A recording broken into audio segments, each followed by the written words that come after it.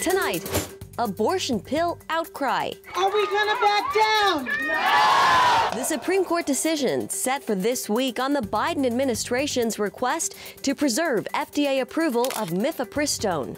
And the system failed. This is a major failure. The fallout over the Pentagon document leak.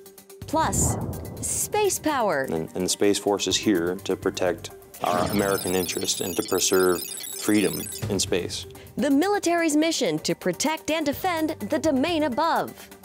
All this and more tonight on Faith Nation.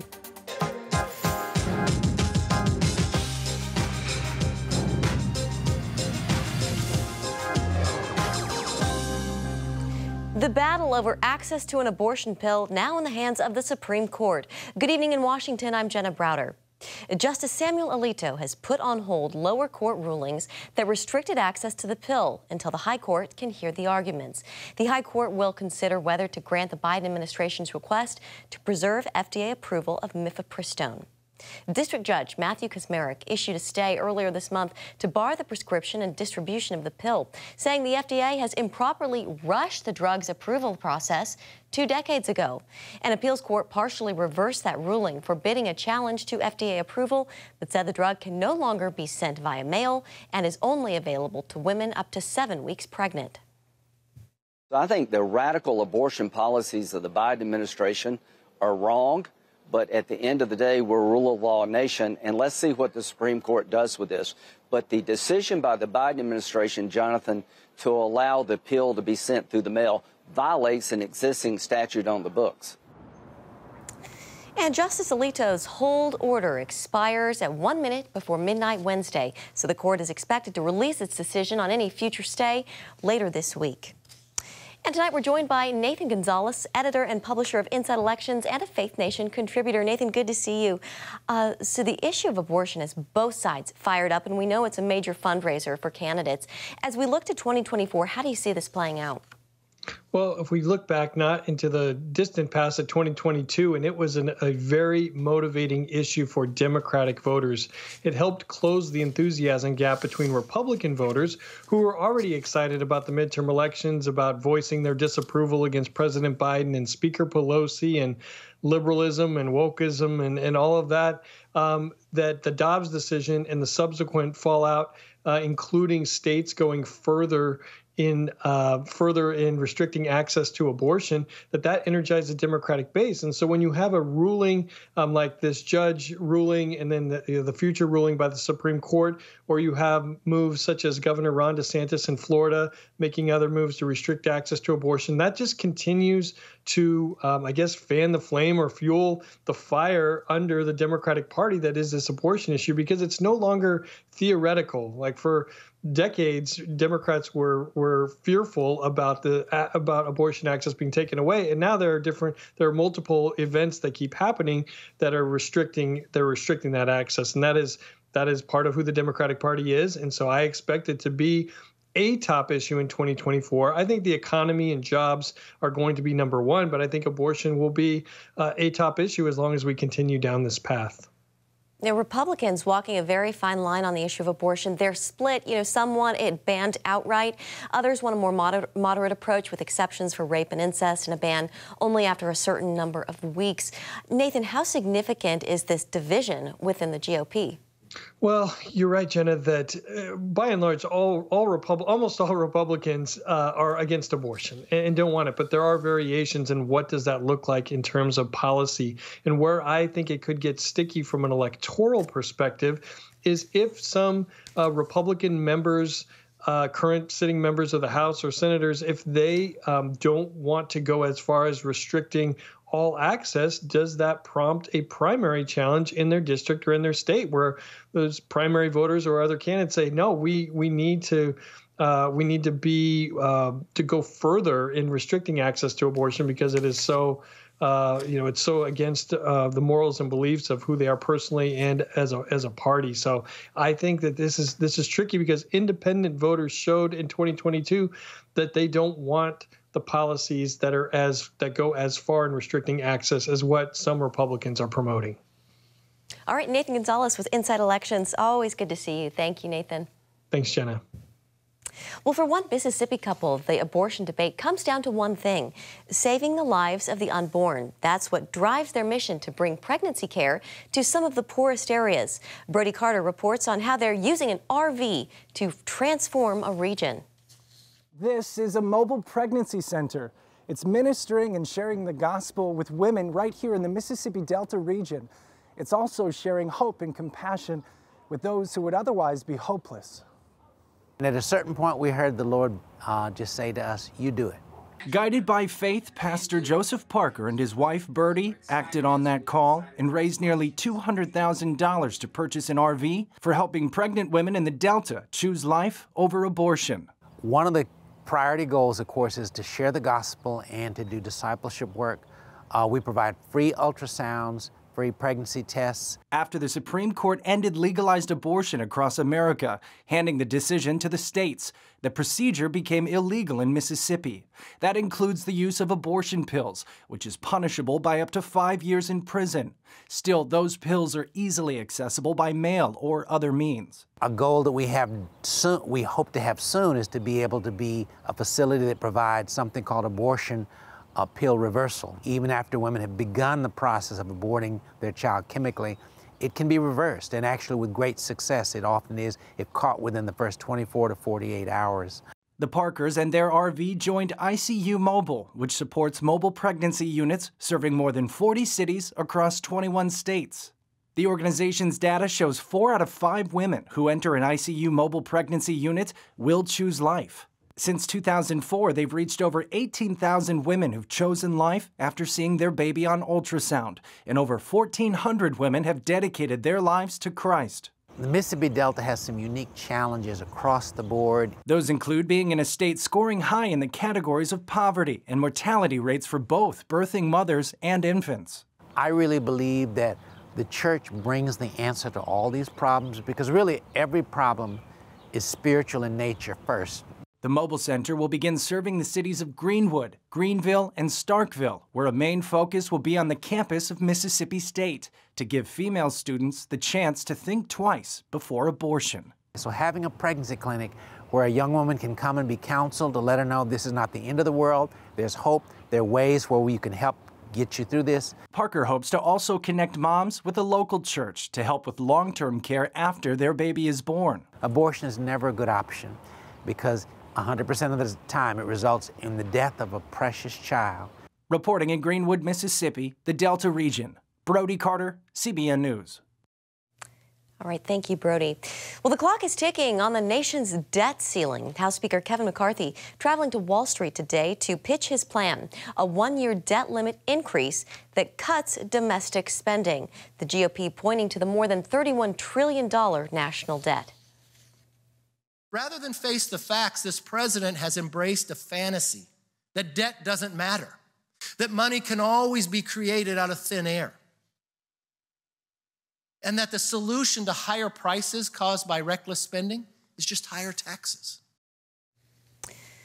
The country is racing up to a June deadline before it won't be able to pay its bills.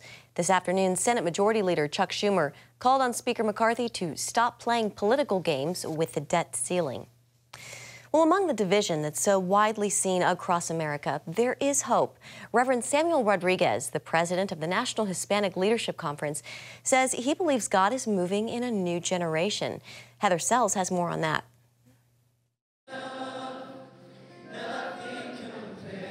The Asbury revival was no coincidence, says Pastor Sam Rodriguez. The same demographic deemed as the most non-Christian demographic in American history, and God says, say it again. Yeah, it's the most non-Christian. Say it again. And God says, watch me. Bam. It began January 2nd with Buffalo Bills safety Damar Hamlin almost dying as millions watched on national television and prayed. Truly come to you and pray for strength for Damar, for an healing ESPN for Damar, anchor praying for him for Damar. also on national television. Then came the Asbury revival in February, followed by an outpouring of the Holy Spirit on campuses across the country. The Jesus Revolution movie became the next piece. Our country is a dark and divided place. But in that tent, bringing in an unexpected box office take of nearly $52 million and still growing. So am I optimistic? Absolutely. About the outpouring? Indeed. Are we at the precipice of a new Jesus revolution? Yes. Do I think more people will be saved now in the next 5-10 years of the Lord tarries than ever before? Yes, 100%. Rodriguez oversees 40,000 Hispanic churches in his association and has served both President Obama and Trump. A sought-after international speaker, he says we're living in a new era, unleashed, he believes, by last year's Supreme Court abortion decision. It triggered a shift in the atmosphere, spiritually and prophetically speaking. The new environment also brings heightened tension, says Rodriguez, as spiritual forces do battle. And we're seeing violence and the Nashville tragedy, but just violence in the streets, violence in different parts of the world. He's calling on believers to engage the culture, specifically around identity. This idea that I am God, the idea that I can define myself, be it gender, be it any other checkbox, it's counterintuitive to God's ordained plan. Pastors need to preach about identity, sacred identity. And he encourages the church to preach the word with love and watch for fresh signs of the Holy Spirit moving. Wherever you find prayer, repentance, and hunger for God, God will show up. Heather Sells, CBN News. Thank you, Heather. Coming up, what it means to have top security access and what happens when you violate it. The latest on the Discord leak next. Well, to the latest on the leak of those U.S. intelligence documents. The Wall Street Journal reports the documents were spread across the internet by a pro-Russian social media account. That account is reportedly responsible for taking the documents from a private room on a social media platform and reposting them to more public places. Officials arrested 21-year-old Jack Teixeira for the leak, a member of the Massachusetts National Guard. He's accused of stealing the documents and posting copies in a private chat room. He's charged with violating the Espionage Act. And joining us now, Gordon Lawson, CEO of the cybersecurity company Conceal. Gordon, welcome. Good to have you with us this evening. So I think a lot of people are still asking, how did such a young, low-level guardsman have access to top-secret materials? Thanks, Jenna. Great to be with you. And I think what the general public needs to understand is that when you have a security clearance and the high level, the TS-SCI clearance that this person had, you're going to naturally have access to a lot of sensitive information. Now, I think that his role as an IT administrator within the command he was in allowed him to access more items on what we would call the high side or the top secret side of the computer network, and that's a real problem. And so I'm not sure that this is obviously an issue with security clearances, but I think it's even more of an issue of once you have that clearance, what is your need to know within that specific environment, and that's where the lapse was. So Jack Teixeira is charged with violating the Espionage Act. What are the ramifications of that? Right. Well, from what we're seeing here, it's a charge under the Espionage Act, which can carry up to 10 years. Frankly, I was actually a little bit surprised that is not a stiffer sentence based on the level and the classification levels of the documents. But I think because of maybe there's some issues with how junior he was and how the U.S. attorney is looking at these, where it is 10 years. But typically, and from my experience, when you've signed off on these lifetime non-disclosure agreements at this level, I've seen repercussions that can be much more severe for these type of disclosures. In your opinion, Gordon, how much damage has this leak done? Well, I think it's done significant damage. I think there's a couple elements to it. One is for anyone who's currently in the military, and by the way, there's tens of thousands of people that are in these sensitive roles that are doing the right thing every day. So I don't think that this can't diminish their incredible service. But I think for anyone who's currently in the military or is perhaps pursuing a career and wants to get into intelligence, have to realize that these are positions of public trust. They're important positions. These are documents that talked about not only the capabilities and the vulnerabilities in Ukraine, but also our relations with very strategic allies around the world. And when you have these positions of public trust, you simply cannot violate them. Otherwise, don't go into those roles, because the nation needs people that will be loyal and that understand that this is critical to our national security. It's so important. A new Atlantic article has this headline. It's not just the Discord leak. Group chats are the internet's new chaos machine. Should more attention be paid to these group chats? Just a few seconds. Well, absolutely, yes. There's 200 million people on Discord at any given point. The real danger here is that the documents were leaked and then they were taken by pro-Russian agents and spread on Russian Telegram and doctored as well. The group chats are a big problem. We have to be vigilant for them. And this is not this issue of information operations from foreign adversaries is only getting worse. And we have to be very, very careful and better prepared on a national stage for it. All right, Gordon Lawson with Conceal. We appreciate your insights this evening. Thank you so much. Thank you. Well, protecting Americans from space, from right here on the ground. We head to Colorado for an up-close look at the United States Space Force. Next on Faith Nation. Welcome back. Back in 2019, the Space Force became the first new branch of the United States Armed Forces in more than 70 years. Today, it's still so new, many Americans don't know much about the mission of the Guardians. Mark Martin traveled to Colorado Springs to bring us this firsthand look. The United States military plays a key role in protecting this country and world on the ground, water, and in the air. Now it's taking that mission to a new and even more vast frontier. Space is becoming more and more important to the entire world. And the Space Force is here to protect our American interests and to preserve freedom in space. Today, space is essential not only to our way of life, it's absolutely critical to the modern way of war. GPS, ATMs, cell phones, gas pumps, traffic lights, power grids.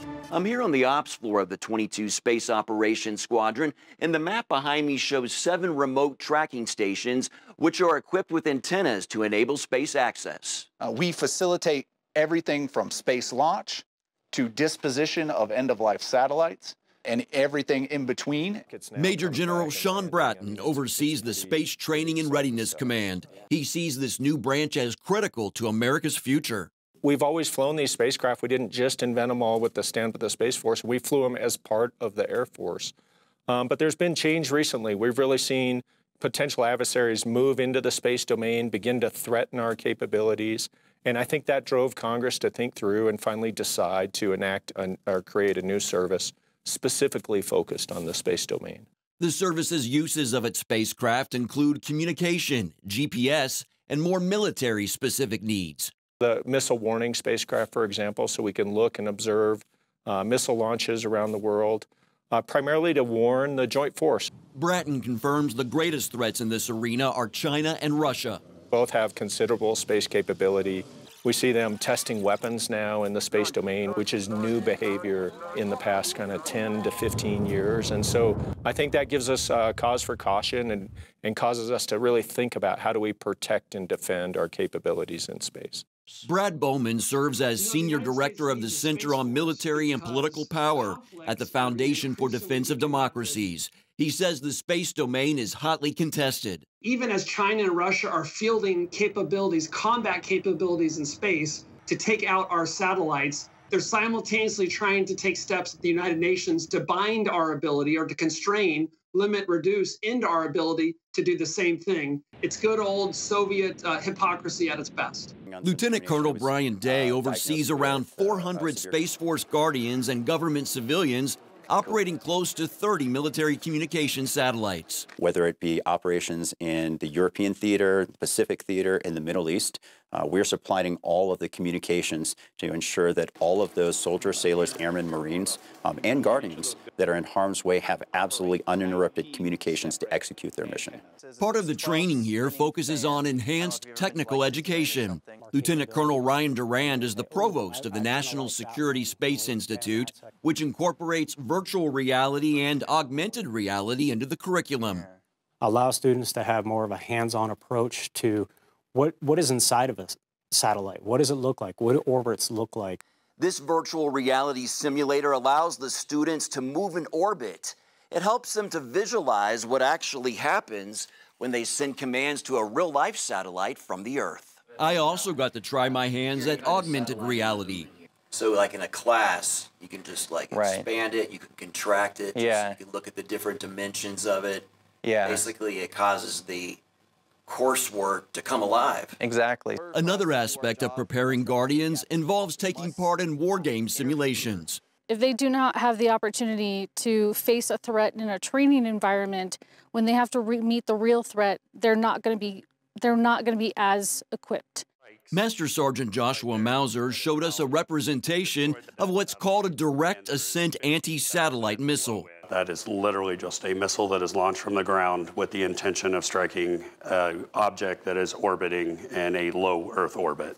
It's a very serious threat. Space Force Weapons Officer Captain Mike Foley describes the space domain as constantly evolving. As the world gets more interested in returning to the moon, landing astronauts again on the lunar surface, that adds a whole new layer of complexity to the space domain, where now we're not just worried about our geosynchronous satellites in orbit, we're worried about the space all the way out to the moon. And when you think of the moon, astronauts might come to mind, but don't confuse NASA with the Space Force. NASA is the science side of things, if you will, the exploration. Our job is to protect and defend the domain, so that includes NASA.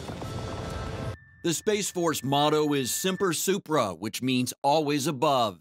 And as space plays a growing role in everyday life, it becomes clear of the need for a military to keep its eyes on what's above in order to secure our freedom. Mark Martin, CBN News, Colorado Springs, Colorado. Finally tonight, for years, Boston Marathon runners were greeted along the route by Spencer the Golden Retriever. Sadly, Spencer passed away earlier this year. But that didn't stop people from honoring his legacy at this year's race. Hundreds of pups and their owners gathered wearing Golden Strong bandanas in memory of Boston's top dog. Carrying on Spencer's tradition, the group of Goldens spent time with runners and families before the race and raised $1,000 to donate to canine cancer research in Spencer's honor. And we will leave it on that note this Monday evening. Thank you so much for joining us. Have a great night, and we'll see you back here tomorrow.